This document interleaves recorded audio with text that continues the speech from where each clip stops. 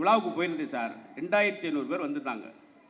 அங்கே இருந்தவர் அந்த மாப்பிள்ளை, கல்யாண மாப்பிள்ளை 2500 காலி விழுந்துக்கிட்டே போகிறார். ஆச்சரியப்பட்டான். எதுக்கு எல்லாரும் காலி விழுறீங்க? அவ்வளோ மரியாதை.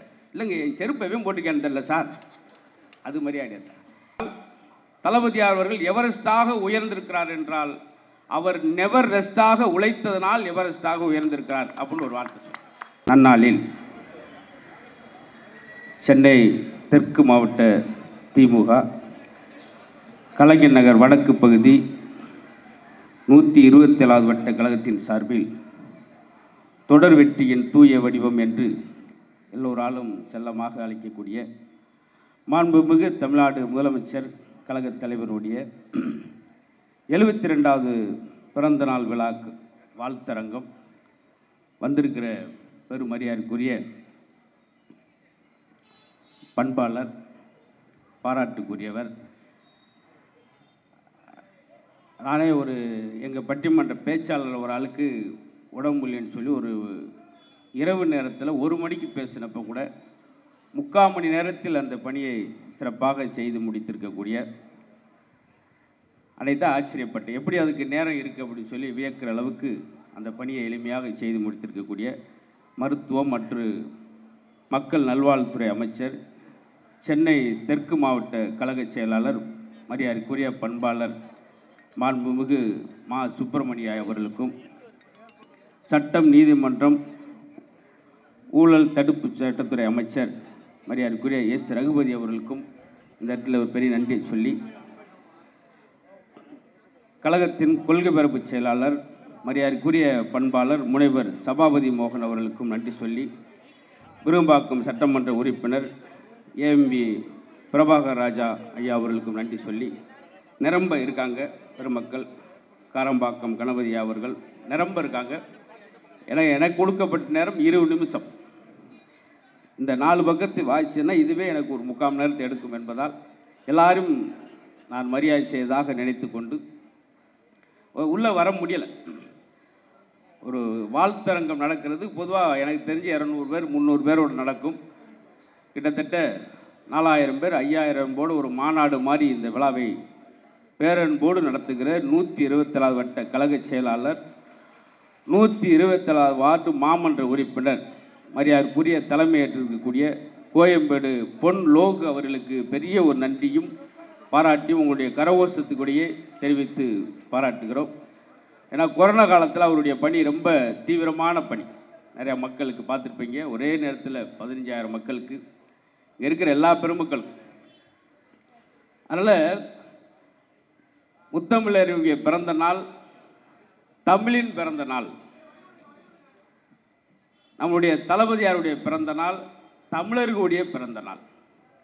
இந்த இடத்துல நீங்கள் கை தட்டியிருக்கணும். பரவாயில்ல, நீங்களா தட்டின மாதிரி மெய் சிலுத்து கேட்குற மாதிரி நினச்சிக்க. எங்களை மாதிரி ஆளுக்கு ஒரு நிமிஷம் நீங்கள் கை தட்டிகிட்டே இருக்கணும். அப்படி ஒரு நோய்க்கு நாங்கள் ஆளாயிருக்கோம். யாராவது கை தட்டினா எனக்கு படபடன் வேர்த்து கீழே விழுகிற அளவுக்கு சக்தி வலுவிழந்தவனாக இருக்கு. ரொம்ப அழகு. பல்வேறு பெருமைகளும் சிறப்புகளும் இருந்த, அதாவது எளிமையாக இருப்பார் தளபதி அவர்கள். எளிமையாக இருப்பார். அவர் குணத்தில் ரிச்சாக இருப்பார். அதான் முக்கியமான விஷயம்.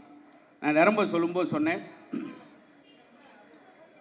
பஸ்ஸில் போகும்போதெல்லாம் சர்வசாரமாக பெண்கள் வரும்போது, உங்கள் அப்பா விட்டு இடமா, ஏன்னா உங்கள் அப்பா விட்டு பஸ்ஸா, அடுத்த பஸ்ஸில் வா. நல்லா கவனிங்க.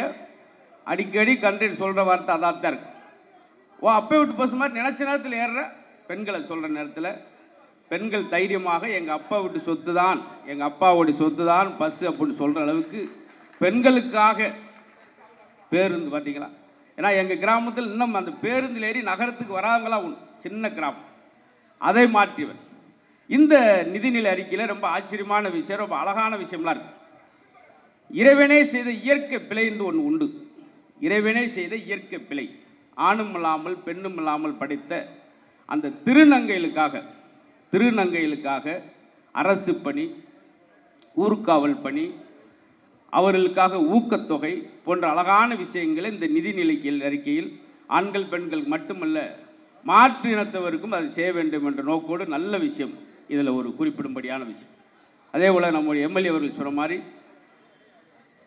தாய் தப்பனை இழந்த அந்த குழந்தைகளுக்கு அருமையான கல்வி பணிக்கான திட்டங்களையும் கொண்டு வந்ததில் கூடுதல் சந்தோஷம்.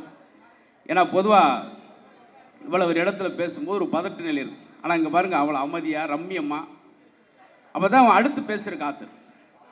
எவன் ஒருவன் புண்பட்டவனா அவன் தான் சார் பண்பட்டவனாக அந்த பூமியில் மாற முடியும். முத்தமிழறிஞர்கிட்ட சொல்லும்போது, என்ன உங்கள் பையனவே நீங்கள் அரசியல் கொண்டு வந்துடும் போது அவர் ஒரு வார்த்தை சொன்னார், நான் கொண்டு வரவில்லை, தளபதியார் அவர்களே நான் அரசியலுக்கு கொண்டு வரவில்லை, இந்திரா காந்தி அம்மா தான் என்னுடைய பையனை அரசியல் கொண்டு வந்தார். மீசா சட்டம் போட்டு உள்ளே போய் அவ்வளவு புண்பட்டு இன்னும் அந்த தழும்பு இருக்கிற அளவுக்கு என் மகனை செதுக்கியது இந்திரா காந்தி அம்மையார். பார்த்தீங்களா? அப்படி ஏன்னா அந்த மீசா சட்டம் அதெல்லாம் சொன்னால் ரொம்ப நேரம் ஓடிடும். ஏன்னா என்னுடைய நேரத்தை பார்த்துக்கிட்டே நான் பேசுகிறேன். 20 நிமிஷத்துக்குள்ள முடிக்கணுன்ற கால். எல்லோரும் கேட்குதா? முதல்ல கேட்டு தான் முறைச்சி பார்க்குறீங்களா? சரி, நான் ஒரு ஆசையாக ஒரு விஷயத்தை சொல்லிட்டு உங்களை பார்ப்பேன். நீங்களும் பதிலுக்கு என்னை பார்க்கக்கூடாது. ரொம்ப ஏன்னா இந்த பதிலில் நான் இது வரைக்கும் வந்து பேசுகிறதில்லை. இன்றைக்கி தான் ஒரு பெரிய சபையில் ஒரு உயர்ந்த மனிதன் இந்த இடத்துல நான் நன்றி சொல்கிறது நம்ம கழகத்துக்கு எதுக்காருன்னா, தலைவரை பற்றி படிக்கும்போது அவ்வளோ அழகழகான விஷயங்கள், எவ்வளோ போராட்டம், எவ்வளோ வழிகள், இதெல்லாம் நாங்கள் பட்டிமன்றத்தில் பேசும்போது நல்ல தலைவரை பற்றி தெரிந்து கொள்வதற்கு எங்களுக்கு ஒரு வாய்ப்பு. அதுக்காகவும் நாங்கள் ஒரு பெரிய நன்றியை சொல்லிக்கிறோம். இதெல்லாம் அடுத்த தலைமுறை இளைஞர்களும் படிக்க வேணும். நான் முந்தின நாள் கூட ஒரு இதில் சொல்லியிருந்தேன், இன்னைக்கு எவரெஸ்டாக உயர்ந்திருக்கிறார் என்றால், தளபதியார் அவர்கள் எவரெஸ்டாக உயர்ந்திருக்கிறார் என்றால் அவர் நெவர் ரெஸ்டாக உழைத்ததனால் எவரெஸ்டாக உயர்ந்திருக்கிறார் அப்படின்னு ஒரு வார்த்தை சொல்ல. திடீர்னு வந்துடவில்லை அப்படின்னு சொல்லி எவ்வளோ விஷயம் சொல்கிறேன் பாருங்க சார். ஆமாம், பார்த்துங்க சார். இன்னொன்று, இந்த விழாவில் நேர்த்தியை பாருங்கள். அந்த தமிழுடைய உச்சக்கட்ட பண்பாடு, விருந்தோம்பல் கொடுக்கிறதா இருக்கட்டும், வரவேற்கிறதா இருக்கட்டும், நேர்த்தியாக மித்த இடங்களில் பார்ப்பேன். ஒருத்தமே 150 பேர் உட்காந்துருப்பாங்க, 15-20 சண்டை போட்டு கிடப்பாங்க. இங்கே அப்படி கிடையாது. அது மட்டும் இல்லாமல் சொல்லிக்கொண்டே இருக்கலாம் சார். சார் சாதாரண இந்த நிதி நிலைக்கில் இந்த மாதம் இப்போ சொன்னதில் என்ன ஒரு முக்கியமான விஷயங்களை எவ்வளோ அடுக்கி சொல்லியிருக்காங்க பார்த்தீங்களா? திருநங்கையில் சொன்னேன். அதுக்கடுத்து கட்டிட தொழிலாளர் கூட அவங்களுக்கு இலவச பரிசோதனைக்குலாம் அவங்களுக்கு ஊக்கத்தொகை. மேயராக இருக்கும்போது இந்த சாதாரண சென்னையை சிங்கார சென்னையாக மாற்றியதற்கு 19 பாலங்கள் கட்டி இப்படி ஆரம்பித்தது அவருக்கு. இன்றைக்கி வந்து எல்லாரும் எளிமையாக சொல்லிடலாம். ஆனால் போராட்டங்களை தாண்டி இந்த வெற்றியை தொட்டு உண்மையிலே இந்த இடமே பாருங்கள், பேர் பாருங்கள், பொன் லோகு அழகான அந்த நலத்திட்டங்களுக்கு பேரெல்லாம் பாருங்களேன். தவப்புதல்வன், புதுமை பெண் திட்டம், நமக்கு நாமே திட்டம், இப்படி பேர் அமையணும் சார். சில பேருக்கு அவருக்கு சம்மந்தமெல்லாம் அமைஞ்சிடும். எங்கள் ஊரில் ஒரு இடத்தோட உட்கார மாட்டேன், அவனுக்கு அமர்நாத்னு பேர். அமராத ஆளுக்கு அமர்நாத். மொத்தமே 4 பேர் சிரிச்சிருக்கீங்க. இந்த 4 பேர் தான் சிரிப்பீங்கன்னு தெரிஞ்சிருந்தா இதை நான் வாட்ஸ்அப்லேயே அனுப்பிச்சி விட்டு ஊர்லேயே இருந்துருக்கு. மகிழ்ச்சி. இது எதுக்காகனா, இந்த பிறந்த நாள் தான் நம்ம சந்தோஷத்தை அனுபவிக்க முடியும், மகிழ்ச்சி அனுபவிக்க முடியும். வெறுமனமே பிறந்த நாள் வச்சு நம்மளுடைய அமைச்சர் மாசையா அவர்கள் சொன்னது போல் பேர் பாருங்கள், மாசற்ற ஒரு மனிதருக்கு மாசு என்று பேர். இன்றைக்கி எங்களை மாதிரி எளிய பேச்சாளர்களை மேடை ஏற்றி பல்வேறு மேடைகளில் நீங்கள் எங்கள் தலைமையை பற்றியும் எங்கள் கழகத்தை பற்றியும் கற்றுக்கொண்டு வந்து பேசுங்கள் அப்படின்னு சொல்லி கிட்டத்தட்ட ஒரு 200 பேச்சாளர் மேடையேறி பேசுவதற்கும் காரணம் இருக்கிறத எங்கள் மாசு சார், அவருக்கு இந்த இடத்துல பெரிய நன்றி சொல்லிக்கிறோம். அதே போல் ரகுபதி சார், அவங்க கிராமங்களே போய் எங்களை பேச வச்சாங்க. இதெல்லாம் எதுக்காக சொல்கிறேன்னா, இன்றைக்கி தமிழ் உயிர்ப்போடு இருப்பதற்கு இந்த கழகம் தான் சார். அதாவது ஒரு வார்த்தை சொன்னேன், முத்தமிழறிஞருடைய பிறந்த நாள் தமிழ் பிறந்த நாள். அவர் இல்லை என்றால் தமிழ் இன்று இருக்காது. எத்தனை தமிழ் அறிஞர்களுக்கும் தமிழ் சாதனையாளருக்கும் மணிமண்டபங்கள், அவங்களுக்கான நினைவிடங்கள் கட்டி அவங்களை போற்றக்கூடிய அமைப்பு வேறு எந்த இதுலையும் இருக்காது சார். இன்ன வரைக்கும் போட்டி கொண்டு பாராட்டி கொண்டு இருக்கிற சார். இப்போ பட்டிமன்றங்கள் எத்தனை இடத்துல நடக்குது பார்த்தீங்களா? கருத்தரங்க எத்தனை இடத்துல தமிழ் சார்ந்த நிகழ்வுகள் தினந்தோறும் நடக்குதுன்னா அது திமுக களத்தை தவிர வேறு வழியே இல்லை சார். அதனால தான் சொல்கிறேன்.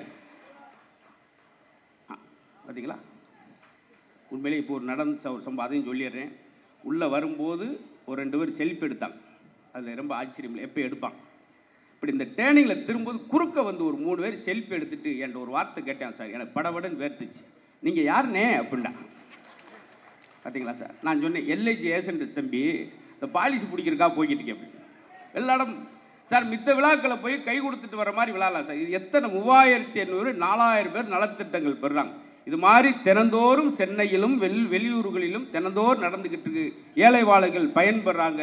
இதுக்கு பேர் தான் பிறந்த நாள், இதுக்கு பேர் தான் வெற்றி விழா. இதனால தான் கொண்டாடுகிறார்கள் முதல்வரை. நம்ம யோசிக்க முடியாத விஷயம் சார். நான் இந்த பார்க்குறேன் 50,000 பெற்றோர் இழந்த குழந்தைகள் இருக்காங்க. அவங்களை எங்கேயாவது பார்க்க முடியுமா சார்? அவனுக்குன்னு ஒரு சின்ன ஆசை.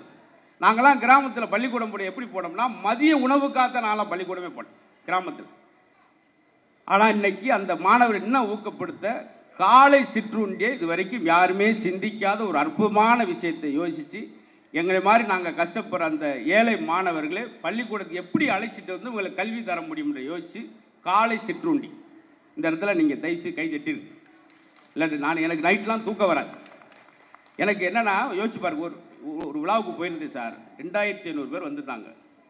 அங்கே இருந்தவர் அந்த மாப்பிள்ளை, கல்யாண மாப்பிள்ளை 2500 காலி விழுந்துக்கிட்டே போகிறார். ஆச்சரியப்பட்டான். எதுக்கு எல்லாரும் காலி விழுறீங்க? அவ்வளோ மரியாதை இல்லைங்க. என் செருப்பையும் போட்டுக்கேன்னு தெரியல சார். அது மரியாதை சார். இங்கே பெரியவர்கள்லாம் எம்எல்ஏக்கள் அமைச்சர்கள்லாம் சொல்லும்போது இந்த ஆண்டின் நிதிநிலை அறிக்கையில் எவ்வளவு அழகான விஷயங்கள் அப்படின்னு அடுக்கி சொல்லும்போது ஆச்சரியமாக சார். தலைவருக்கு கட்டம் சரியில்லை கட்டம் சரியில்லை என்று சொன்னவர்கள் மத்தியில் தன் திட்டங்களால் அதெல்லாம் வென்று காட்டியிருக்க. விதியை மதியால் வெல்வோம் சொல்லுவாங்க.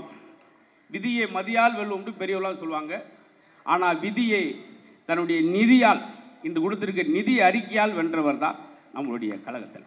அதனால் எல்லாரும் சொல்றது ஐயாவுடைய ஆயுள், நம்ம தலைவருடைய ஆயுள் ஏழைகளுடைய ஆயுள், தலைவருடைய ஆயுள் தமிழின் ஆயுள், தலைவருடைய ஆயுள் காலம் தமிழருடைய ஆயுள் காலம் என்பது எந்தவித மாற்றம் இல்லை என்பது பெரிய விஷயம் சார்.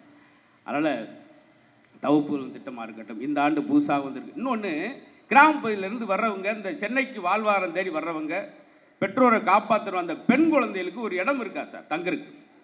அதற்காக கூட தோழி விடுதி என்று சொல்லி இந்த நிதி நெருக்கடியில் ஒரு குறிப்பாக ஒரு புதிய விஷயத்தை ஒன்று சொல்லியிருக்காங்க. இப்படி அழகழகான விஷயம். இதெல்லாம் நான் சொல்லும்போது நீங்கள் ஒரு மனசில், ஏன்னா எப்பயுமே இந்த குழந்தைகளுக்கு மருந்து தர்றப்ப கசக்குன்னு துப்பிடும். அப்போ அந்த மருந்தை வந்து கருப்பட்டிக்கு வச்சு கொடுப்பாங்க. அது மாதிரி நகைச்சுவை கடையில் இந்த விஷயத்தை சொல்லி ஆடுற கட்டாயம் எனக்கும். எல்லாரும் ஒரு ரோல் மாடலாக பேசுகிறப்ப, ஒரு மோட்டிவேஷன் பேசுகிறப்ப, எடிசனை பாருங்கள், காரல் மார்க்ஸை பாருங்கள், வெளிநாட்டிலே சொல்லாது. அடுத்த தலைமுறை, அடுத்த இளைஞர்கள் தளபதியாரை பாருங்கள். 14 வயதில் தோன்றிய அந்த கடின உழைப்பு இன்ன வரைக்கும் கொஞ்சம் கூட விட்டு விடாமல் தொடர்ந்து கொண்டே இருக்கிறார் அப்படின்றது தான். வேற ஒன்றும் வெளியெல்லாம் யோசிக்கணும்.